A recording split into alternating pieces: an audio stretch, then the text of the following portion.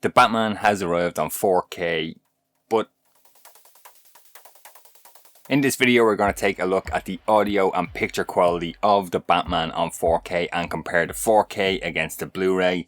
Let's get into this. First up, let's talk about the audio quality on this one. Dolby Atmos / Dolby True HD 7.1 surround mix.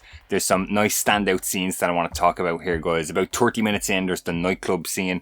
About 1 hour in, you get the funeral and car crash and the explosion and all that good stuff. About 1 hour and 20 minutes in, you're going to get that penguin car chase. Fantastic stuff there, guys. About 2 hours in, you get Batman attacking the nightclub, and the finale, of course, all in there. I will say I listened to the Dolby Atmos sound mix for this review here, guys, and I don't want to say it's a dialogue heavy movie, but there is a lot of scenes with dialogue and it's just score, and I found myself actually hiring the volume on my receiver up higher than I usually have a set level that I would listen to movies at.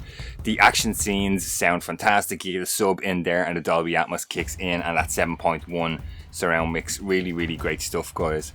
Standout scene for me is definitely going to be the penguin car chase. That Batmobile sounds fantastic, so if you're looking for one scene to check out on the Batman, I would recommend that one.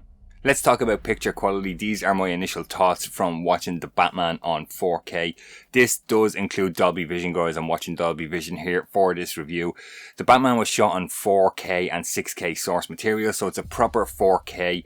It looks to me like they've added a grain in here in post. If you get up close to the TV, you can see the grain, and if you move away, it's not as obvious, which is really nice considering this was all shot digitally. The Batman has a distinct look to it, guys. It's nothing like any other Batman movie I've seen, and I'm a big fan of Batman. You guys know that. They've used certain lenses throughout the movie to make it look the way it looks, and I think it looks fantastic. I mentioned Dolby Vision and HDR, guys. The darks and the shadows look fantastic. Not a lot of brights in this movie. Reds and blues do pop out throughout the movie. There is a lot of reds in this. There's ambers and oranges, kind of a colour grade to it. I really like it there throughout the movie, and overall it does look good on 4K.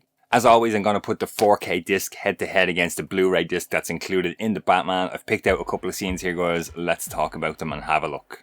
First scene here, guys, about 10 minutes into the movie. Batman emerges from the shadows. We see him for the first time. Check out the 4K here. Looks dark and moody. Nice colour grade, just how I like it. Compare the same scene to the Blu-ray and it looks a little bit brighter for my liking. Couple of minutes later, Batman at the crime scene. 4K once again looks nice. Check out those shadows, guys, on the left of the picture, and you compare that to the Blu-ray, a little bit too bright for my liking once again. We get a look at the penguin here. The 4K has more of an amber orange look to it that I mentioned a few minutes ago. As you compare that to the Blu-ray, you're going to get the brighter yellow look to that same scene.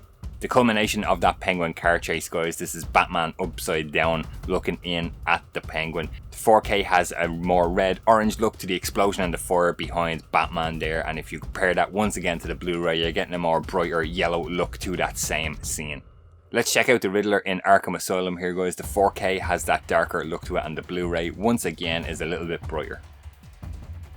And one final scene in the finale of the movie, guys. I love this, where Batman is walking with the red flare through the water. It's a pretty similar colour grade on both here, guys, but the 4K has a slightly darker look to it once again, as we're used to. The centre of the flare has more gradients of orange and red, as compared to the Blu-ray, you're getting more of a yellow look once again. So overall thoughts, guys, I absolutely prefer the 4K over the Blu-ray once again. No surprise, the 4K is going to look darker in these pictures here taken on this camera as compared to the Blu-ray. Blu-rays always look a little bit brighter, a little bit whitewashed is the term I use. Too bright for my liking. If I was to give you a recommendation, if you have 4K playback capabilities, I would go with the 4K disc over the Blu-ray. Just some thoughts on the Batman, guys, before I wrap up here. I did do a shorts video on this when I saw it in the cinema when it opened up, and you can check that out here on the channel. And I said in that video I would need to see Batman for the second time before I decided whether I liked it or I disliked it. Just a couple of things coming out here, guys. The Riddler opening scene is really chilling second time round. I didn't realise how kind of creepy it was the first time when I watched it in the cinema. The very first Batman fight and sighting is really good. I really like that scene. Great stuff there.